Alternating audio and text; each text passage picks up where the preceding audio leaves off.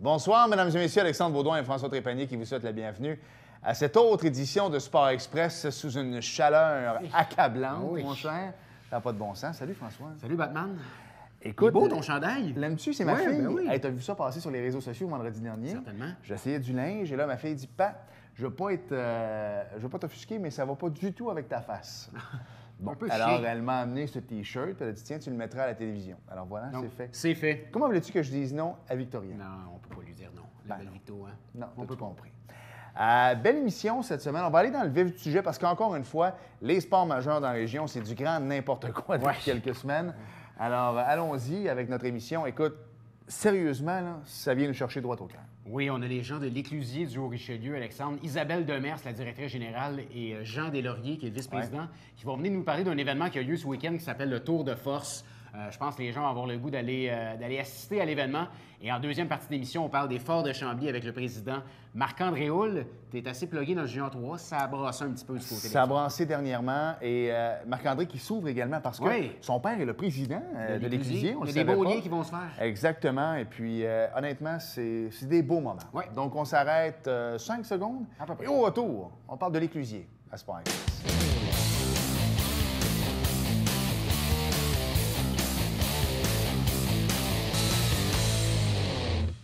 À Sport Express, François, c'est bien de recevoir des sportifs, des gens de sport majeurs. On en a eu avec Alex Agostino, Claude Raymond vient nous voir régulièrement, Éric Gélina aussi. Mais c'est bien de parler des organismes communautaires de notre région. Locaux, parce que certainement. Dieu sait qu'il y en a, Dieu sait qu'il y a des gens qui mettent des efforts là-dedans. Et on va parler de cette semaine de l'Éclusier du Haut-Richelieu avec Isabelle Demers, qui est la directrice générale. Bonjour.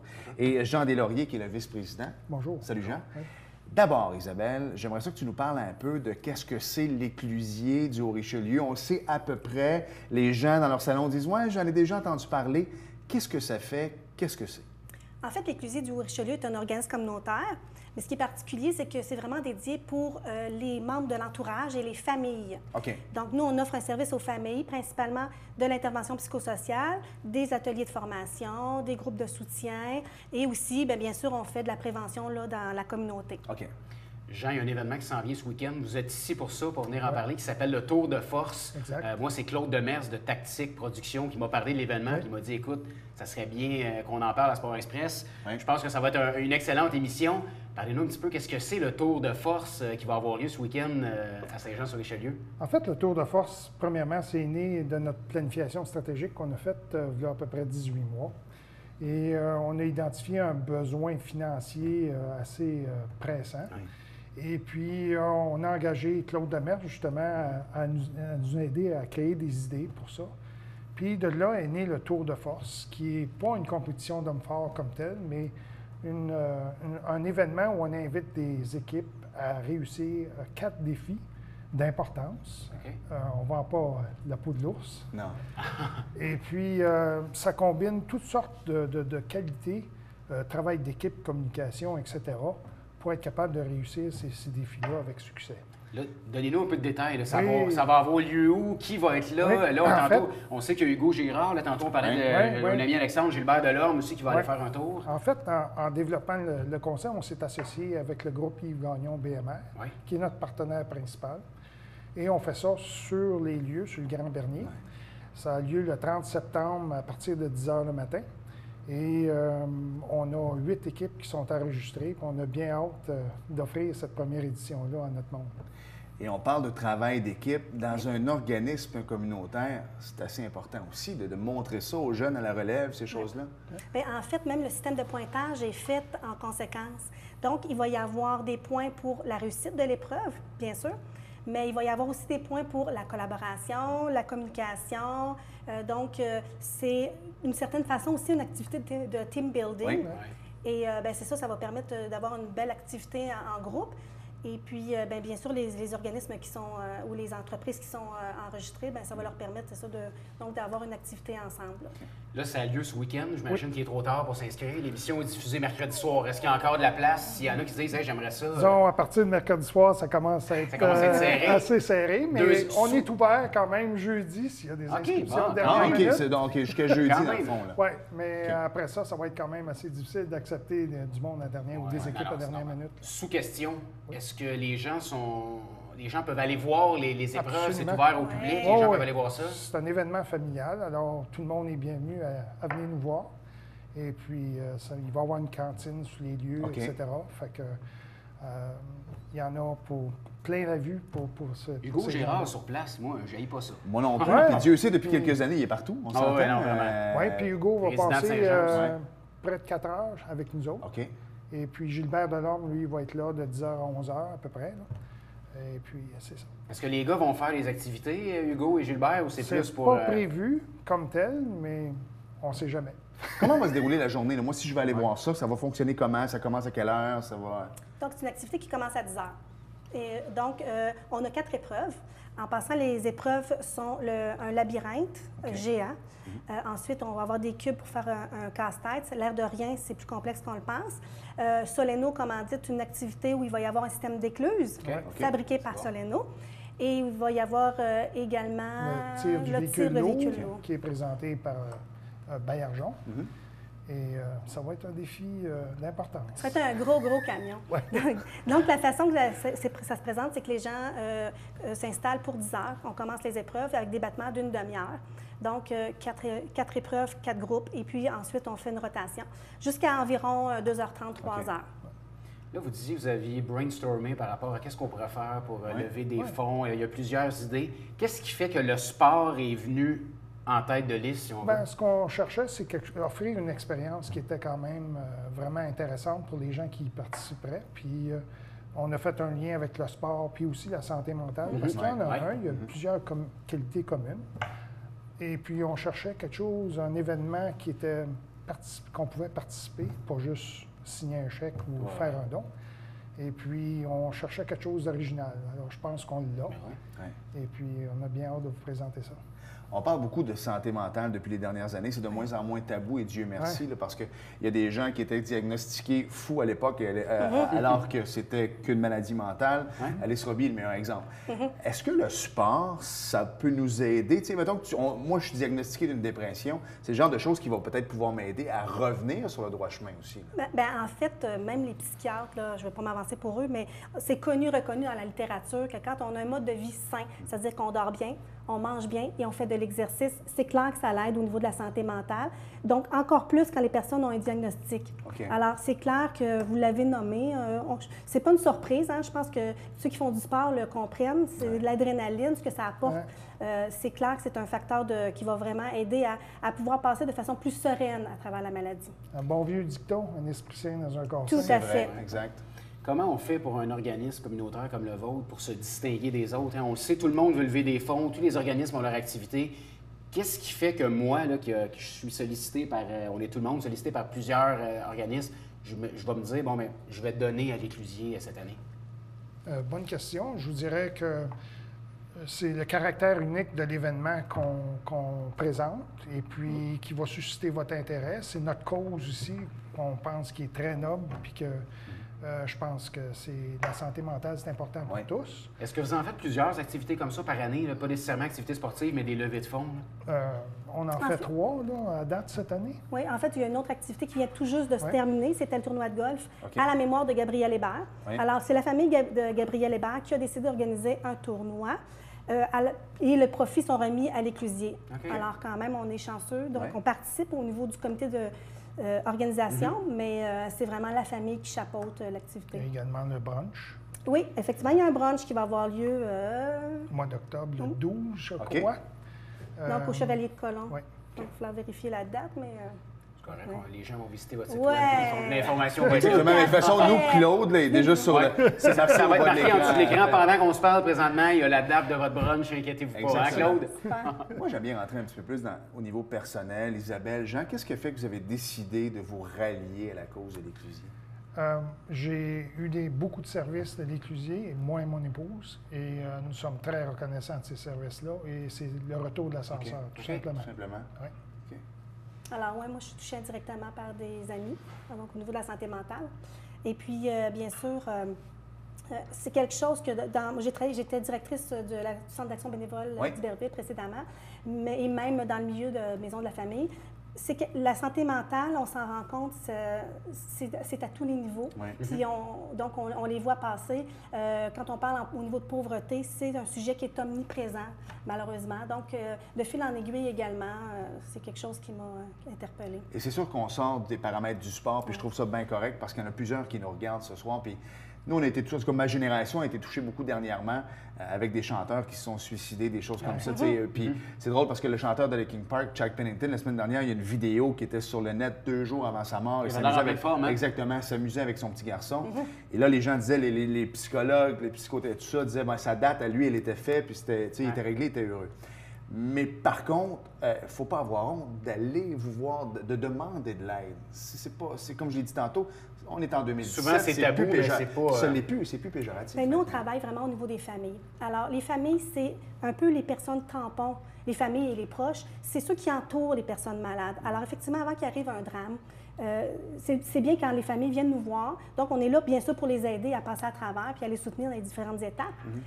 Parfois lâcher prise également, mais on est là aussi pour les briefer, pour les orienter. Puis quand ça commence à glisser, bien justement, s'assurer qu'on n'arrive pas à la dernière étape. Entre autres, un service qu'on offre, c'est qu'on se présente avec les familles en cours pour faire une demande au niveau du juridique, pour pouvoir une ordonnance de traitement. Donc, quand la personne est dangereuse pour elle-même ou pour les autres. Donc, la prévention. tout à fait. Avant que ça arrive là, il existe des systèmes en place. Alors, on est là pour orienter les familles. Il y a aussi des mécanismes facilitants qui ont été comme annoncés à travers la réforme de la santé mentale du ministre Barrette, où lorsque il y a une personne qui consulte à l'hôpital, puis qui est accompagnée de la famille, bien, l'équipe traitante, l'équipe de la santé, va référer automatiquement à l'éclusier. Le lien se fait, là. Le lien se fait. OK. Tandis qu'auparavant, ça se faisait pas, ce lien-là, automatiquement. Ça, c'est bien parce que des fois, on critique le gouvernement, mais quand ils font des bonnes choses, il faut le dire aussi. Là, donc, c'est en train d'être mis en place actuellement. ça, c'est bien parce que pour avoir vécu, moi, 2 soirs, on termine là-dessus, mais c'est quelque chose que je connais de très bien aussi dans ma propre famille, où j'ai un cousin qui a commis l'acte, malheureusement. Et il y avait, on l'avait amené à l'hôpital, mais comme lui n'a jamais signé les traitements, bien, il n'a pas eu le choix en fait, ils l'ont laissé aller, puis il est arrivé ce qui est arrivé quelques semaines plus tard.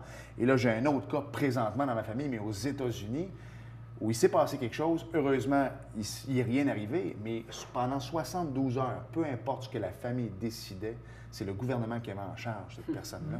Alors au moins, il ne pouvait pas sortir, c'était « Regarde, tu restes ici ». Fait que je trouve ça bien qu'il y ait des gens comme vous qui s'impliquent parce que c'est pas évident, vraiment pas.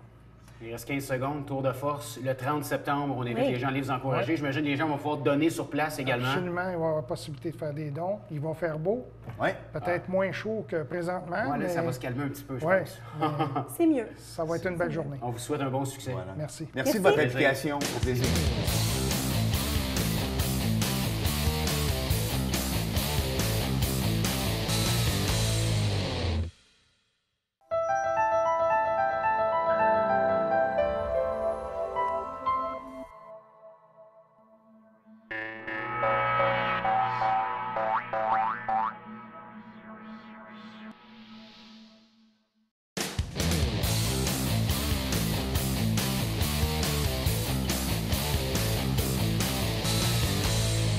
Nous sommes de retour à Sport Express et Marc-André Houle est notre invité. Salut Marc-André, des Forts de Chandieu. Bonjour. Dans la Ligue de hockey junior 3 du Québec. Avant d'aller vraiment avec les Forts, tantôt en première partie, on a eu les gens des Éclusiers. T'as un beau lien avec eux, toi. Un beau lien puisque mon père, Michel, est président de cet organisme-là. Donc, mon père est impliqué depuis... Mon père et ma mère, d'ailleurs, sont impliqués depuis plusieurs années au sein de cet organisme-là. Puis, c'est un organisme, comme vous l'avez dit en entrevue, ça touche beaucoup plus de monde qu'on peut imaginer et beaucoup plus de monde qu'on peut penser sont très près et en même temps très loin. C'est-à-dire qu'une perte d'emploi, une séparation peut mener à toutes sortes de situations qui, aujourd'hui, on a le plaisir de l'appeler la maladie mentale parce qu'aujourd'hui, on en parle justement. Donc, mais j'ai fait un article sur toi. Est-ce que tu sais que j'ai écrit certainement, j'ai lu. Exact. Et tu as eu une dépression toi-même? J'ai fait une dépression il y a quelques années, oui, où j'ai touché le bas fond. Puis, vous savez, bon, quand on se retrouve dans une situation comme ça, au départ, on a de la difficulté à le croire soi-même. Je dois être juste fatigué, j'ai besoin de me reposer quelques jours, puis je vais être correct. Puis, même au bout de quelques jours, on reprend du mieux, puis on se dit, coudonc, ça va bien. Puis, je peux vous dire un souvenir que j'ai d'avoir franchi la porte de la maison quelques jours après mon arrêt de travail, d'avoir sorti dehors tout simplement pour aller chercher mes enfants à l'école, et ça m'avait serré ici. Je devais juste aller chercher mes enfants à l'école. Tu sais, des situations, des choses aussi simples et aussi faciles que de vider le lave-vaisselle.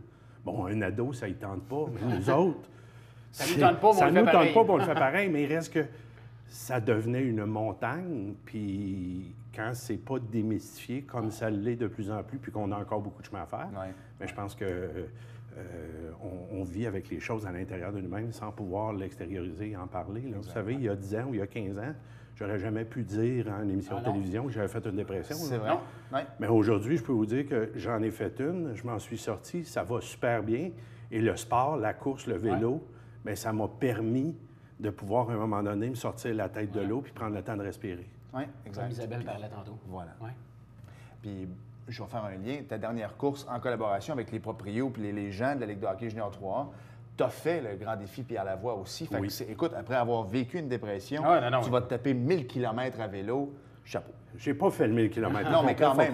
Mais j'ai participé à l'événement, effectivement, oui. Puis, bien, c'est, encore une fois, c'est le privilège de pouvoir s'impliquer, mais en même temps de faire du sport, se dépasser, puis arriver à la fin. Vous savez, je suis arrivé, c'est très, très drôle parce que je suis arrivé au stade olympique. Moi, mon vélo a brisé 3 km avant. J'ai embarqué dans l'autobus, mais quand l'autobus est arrivé au stade, j'ai dit non, je ne rentrerai pas dans l'autobus, moi, vous me débarquez. J'ai mis mon vélo sur mes épaules, puis je suis descendu en courant. Wow. Les cyclistes étaient tous rentrés. Il y avait une espèce d'orchestre qui jouait de la musique, puis qui commençait à ramasser leurs affaires. Puis ça, c'est un souvenir que je vais garder. Là. Je leur ai lâché un cri. Là. Attendez une minute, il en reste un rentré. Là. Ils ont sorti leurs choses, puis ils ont joué pour moi. C'était vraiment particulier. Puis ça, je vais me souvenir de ça longtemps. Mais vous voyez, c'est ça. C'est qu'on aide les autres, mais en même temps, on s'aide soi-même. Et le sport nous aide, et on est là pour parler des Forts de Chambly. Tu es impliqué dans les Forts de Chambly, tu as parti le projet, Marc-André, donc le sport va toujours avoir une place importante tout à fait. pour toi. Ouais. Parlons un peu des Forts maintenant. On va se le dire, vendredi soir, ça n'a pas très bien été. Défaite de 12-0. Je pense que c'est la pire en carrière que tu as vécue. C'est la pire, oui, tout à fait. Hormis les Forts, là, je pense, dans la Ligue de hockey junior 3 du Québec, c'est la pire. Oui. Ensuite de ça est arrivée la décision de ton DG, de ton coach, M. Lefebvre. De démissionner. Exactement, samedi matin. Tu m'as appelé, les gens de la Ligue m'ont appelé également, il fallait faire un article là-dessus aussi. On a décidé de ne pas en faire. Tu es là, tu viens en parler. Qu'est-ce qui s'est passé? Vraiment, c'est des raisons familiales? Bien, écoutez, c'est des raisons familiales, oui. C'est des raisons personnelles à Patrick que je ne connais pas tous. Je peux vous dire qu'on a eu une très, très bonne discussion ensemble. C'est en même temps une décision qui est venue d'un commun accord. Vous savez, Patrick avait fait un travail phénoménal au cours de la dernière demi-saison et de l'été pour bâtir l'équipe que nous avons actuellement. Une équipe qui est remplie de talent, une équipe en qui je crois, et c'est tout en son honneur. Par contre, l'équipe ne répond pas depuis le début de la saison. Puis vous savez comment ça fonctionne dans le sport. À un moment donné, il doit se passer quelque chose. Puis je pense que Patrick, étant un grand homme de hockey, l'a vu lui-même de son côté qu'il fallait qu'il se passe quelque chose. Et il a fait le choix de mettre un terme à son association avec l'équipe. Ceci dit, Patrick a été dans les bâtisseurs avec moi au moment où on a transféré l'équipe de Kanawake à Chambly. Il a travaillé fort au cours des dernières années pour bâtir ce que nous avons là. C'est 20 joueurs sur la glace, mais en réalité, c'est une liste de 55 joueurs qui appartiennent à l'équipe, qui a été bâtie, qui a été construite pour les prochaines années. Et si on a quelque chose, bien, il y a un gros morceau du gâteau qui revient à Patrick Lefebvre, et il faut le dire. Là. On sait que ça va peut-être un petit peu moins bien en ce début de saison, mais est-ce que tu te rendais compte, toi, en tant que président, que les joueurs, peut-être, ça commençait à... Fallait qu'il se passe quelque chose? Bien... Parce que souvent, on le voit dans les organisations, les joueurs vont sauter un étage pour aller voir plus haut des fois. Mais ça, je peux vous dire que c'est pas arrivé. Okay. Il n'y a pas un joueur qui est venu nous voir, qui est venu me voir ou quoi que ce soit. Okay. Moi, vendredi, j'ai perçu une gang de jeunes et un groupe d'entraîneurs qui m'a semblé un peu dépassé par les événements, un peu déstabilisé par ce qui se passait, parce qu'on, nous allons être honnêtes, les Inuks de Granby ont une bonne formation, mais pas une formation pour déclasser les Forts de Chambly 12-0. Joël Caron n'est plus là, puis il ne pouvait pas en avoir scoré 6. Tout à fait. Mais à l'inverse, oublions le 12, faisons juste penser au 0. C'est le seul chiffre avec lequel tu ne peux pas gagner dans le sport aujourd'hui. Donc à 0, mis à part au golf. Mais à 0, Inévitablement, on voyait les points qui s'accumulaient, puis à un moment donné, on a vu les joueurs abandonner tout simplement. Puis à partir du moment où les jeunes abandonnent, bien, ça prend quelque chose pour les rallumer. Hier, on a joué dimanche, on a joué contre Longueuil. On avait pris les devants 2-0. Longueuil est revenu dans le match parce que Longueuil a une grosse formation. Ils n'ont pas perdu cette année encore. Et on a eu une formation déjà qui semblait être différente. On n'a pas réinventé la roue. Il y a juste eu une espèce de petit changement qui va peut-être, puis on va le souhaiter, qu'au bout du compte, de transformer une situation négative en opportunité, bien, c'est ce que les 20 joueurs ont la chance de faire. Puis vous savez ce que je leur ai dit hier, ça s'est passé dans le vestiaire. Je leur ai dit, les boys, vous avez une occasion au cours des prochains jours, prochaines semaines, de prouver que ce n'était pas votre faute. Et là, les jeunes ont à se regarder et à réaliser qu'effectivement, c'est à nous de pouvoir se relever les manches. Parce que peu importe quel entraîneur ils auront, si avec le bâton, ils mettent pas rondelle dans le filet, l'entraîneur ne peut pas le faire à leur place. Alors. On tourne le lundi, Marc-André. L'émission est diffusée le mercredi. Là, les gens regardent l'émission les mercredis soirs. Crois-tu que ton coach va être embauché? Écoutez, j'aimerais pouvoir flatter la lampe puis pouvoir vous voir dans le futur, etc. Je pense que oui. Ouais. Je pense que l'entraîneur va être des bonnes candidatures, mercredi. On a reçu de très, très bonnes candidatures. C'est des postes qui sont convoités, hein? C'est des postes qui sont convoités, mais en même temps, c'est des postes qui sont extrêmement exigeants. Que ce soit le poste d'entraîneur-chef ou de directeur-gérant, au niveau junior 3A, il faut comprendre un petit peu le niveau de cette ligue-là. Tu as la moitié de l'équipe qui appartient à des équipes juniors majeures qui souhaitent pouvoir y retourner, performer et être appelés par leur équipe. Et tu as l'autre moitié de l'équipe qui ont été dans le majeur ou qui arrivent à 19, 20 ans et qui veulent terminer leur stage junior en ayant du plaisir à jouer au hockey dans un niveau compétitif. Alors, ça devient quelque chose de particulier à gérer et ça demande du temps. On s'en va jouer à Gatineau vendredi, l'autobus part à 1h, le match est à 20h, on est revenu à la maison à minuit, 1h du matin. Si quelqu'un qui a une job de 9 à 5 ne peut pas nécessairement faire ça, donc ça prend quelqu'un qui a un horaire atypique qui va pouvoir justement se permettre ça et être libre pour le faire. Là. Tu parlais des aspirations dans le junior majeur. Tu as un kid, que tu vas nous en parler, là, qui a été coupé du majeur, qui réussit bien présentement. Lui, tu veux le voir monter à Noël ou peu importe, tu veux qu'il réussisse. Ton coach maintenant, est-ce que tu veux un gars de 21-22 qui, dans 3, 4, 5 ans, se voit assistant ou en chef au majeur, ou tu veux quelqu'un qui va être avec Marc-André Hull puis les Forts pour 3, 4, 5, 6 ans? Je vais vous donner la même réponse que j'ai donnée à celui que j'ai passé en entrevue hier soir. Je veux quelqu'un qui va gagner. Je veux offrir aux gens de Chambly, aux gens de la région, une équipe gagnante. Nous avons une équipe gagnante, nous avons une équipe qui est capable de performer dans cette ligue-là, et c'est ce que je veux donner. Et à la base, si tu gagnes, bien, il va être appelé à aller plus haut aussi. Mais c'est correct. Voilà. Tout à fait. Vous savez, Olivier Chalifour est gardien de but actuellement avec le Rempart de Québec. Il a été gardien de but avec les Phares l'année passée. Ce petit gars-là est parti de loin. Ce petit garçon-là est dans le junior majeur actuellement. Puis je pense que je suis son partisan numéro 1. Je suis tellement content pour lui de voir ce qu'il peut vivre actuellement. Et c'est, je pense, à quelque part pour ça qu'on fait du hockey. À quelque part, c'est de développer ces individus-là pour leur permettre de passer à un niveau supérieur, autant au niveau sportif qu'au niveau académique et au niveau personnel. Au fil des années, la Ligue a développé des joueurs, les David Perron, les Alex Burrows, les Martin Saint-Louis, pour en nommer ceux-là, qui ont joué dans la Ligue nationale.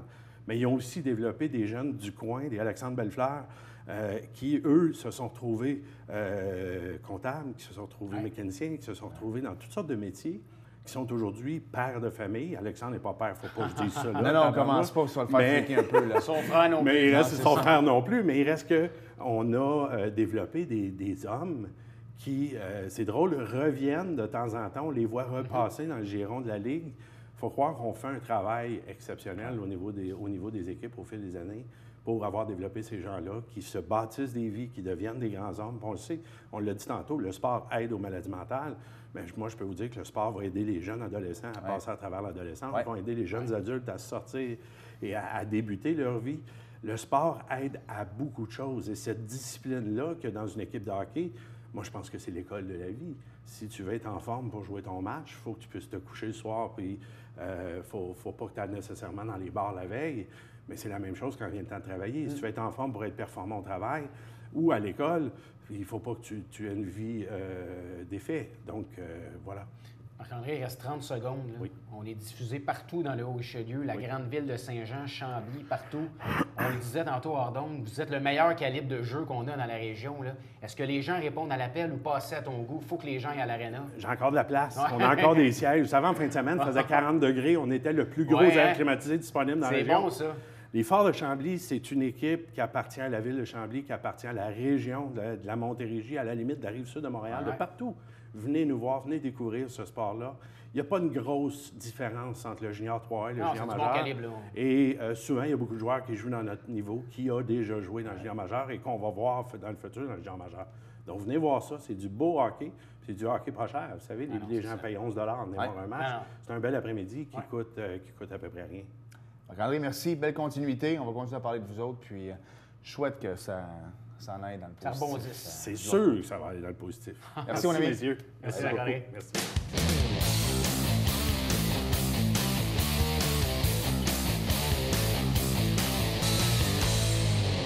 En terminant, François, parle-nous un peu de football scolaire. William Julien, mon Oui, cher. moment historique, Alexandre, samedi dernier, alors que les Titans ont battu les Dragons de Massé-Vanier 12-6. Ouais. Première victoire pour l'informateur joannais William Julien Bravo. en tant qu'entraîneur-chef. Good job, mon Will. Et tu sais que Dédé, nous, il est fort dans les effets spéciaux et tout ça. Il doit avoir quelque chose à l'écran partout. présentement. Il y a Good quelque job, chose. William. Alex NASCAR, rapidement. Oui, rapidement. Oui, juste pour vous dire que Kyle Busch a malheureusement remporté la victoire en fin de semaine. Ben oui. Je dis malheureusement parce que les autres, ils ne l'aiment pas. Et le classement des pilotes, le top 10, mais je vais vous donner le top 5 parce qu'on n'a plus grand temps. Martin Truex Jr. est meneur. Kyle Larson est deuxième. Kyle Busch est troisième. Brad Keselowski quatrième. Danny Hamlin est cinquième. Et là, on est-tu rendu à la chase, là? C'est la troisième course de la Chase. Oh, OK. On était à la veille de Chase et ça, puis il n'y en aura plus. Là. Ça, c'est la bonne nouvelle. Il y en a Ça 4 vient, qui ça débarquent. vient, Voilà, Alex. donc c'est le Apache Warrior 400 présenté par Lucas Oil à Dover, au Delaware. Merci François. Merci, Est-ce Alex. que tu mets le genou par terre comme les joueurs de la NFL? Non. Merci à vous d'avoir été là et à la semaine prochaine. Bye bye.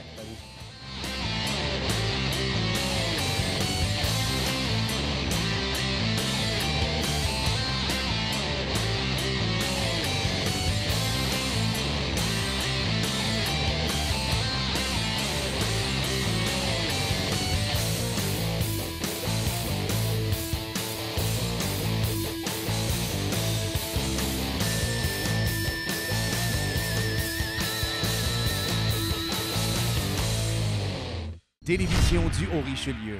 Notre région, votre télévision.